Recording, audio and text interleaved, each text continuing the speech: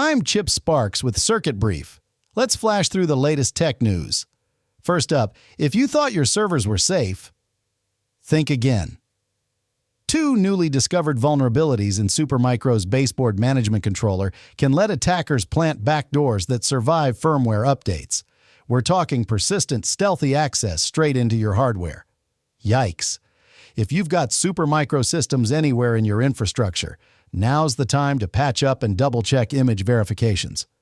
Moving on, Cisco is sounding the alarm over a zero-day exploit in its iOS and iOS XE software. And yes, it's already being actively used in attacks. Admins, if you're relying on Cisco gear, grab those patches now before threat actors turn this from bad to worse. And speaking of bad turning to worse, OpenAI is now internally testing something called GPT-Alpha, a GPT-5-based AI agent that's blowing minds at their HQ. Details are under wraps, but insiders say it could push AI agents closer to full autonomy. With all the recent chatter about agentic AI, it looks like OpenAI just threw down the next big gauntlet. On the more sinister side of cyber, Google has confirmed that Chinese state-backed threat group UNC5221 has been using the Brickstorm malware to infiltrate U.S. tech and legal organizations for over a year. That's 393 days of high-level espionage using a backdoor that went undetected. It's a wake-up call, folks. Even your compliance-friendly software might be a Trojan horse. Meanwhile, a new ransomware strain, Obscura, has entered the scene, discovered by analysts at Huntress. What makes Obscura especially nasty is its ability to spread directly from a victim firm's domain controller, making lateral movement a nightmare for IT teams. If you're not already segmenting your network, this might be your sign.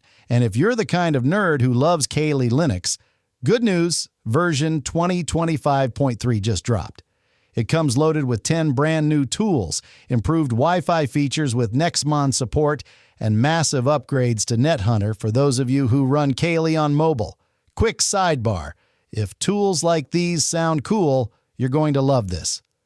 The Ultimate USB version 2.1 from bootableusbs.com is an absolute beast. It's got 13 categories and 50 bootable environments. Everything from hacking and digital forensics to dark web browsing, data recovery, and retro gaming. The Swiss Army knife of tech. Grab yours today, links in the description. Now back to the news. Python developers, this one's for you. PyPI is under attack again with phishing campaigns mimicking the Python package index login pages. If you got any strange emails in your inbox, consider resetting your PyPI credentials ASAP. The phishing kits are frighteningly convincing. In other hacking headlines, Interpol's latest joint crackdown netted over $439 million in both fiat and crypto, seized from cybercrime rings across the globe. It was a 5-month sting operation targeting financial cybercrimes, and law enforcement says this is just the beginning. Also heating up is a fresh zero-day in OnePlus Oxygen OS. Researchers found that rogue apps can access text messages and metadata without permissions and no user interaction needed. That's a giant privacy nightmare, especially for consumers who rely on OnePlus for security on a budget. Over in the UK, a suspect connected to the RTX ransomware crew was arrested this morning after their attacks disrupted airport systems across Europe.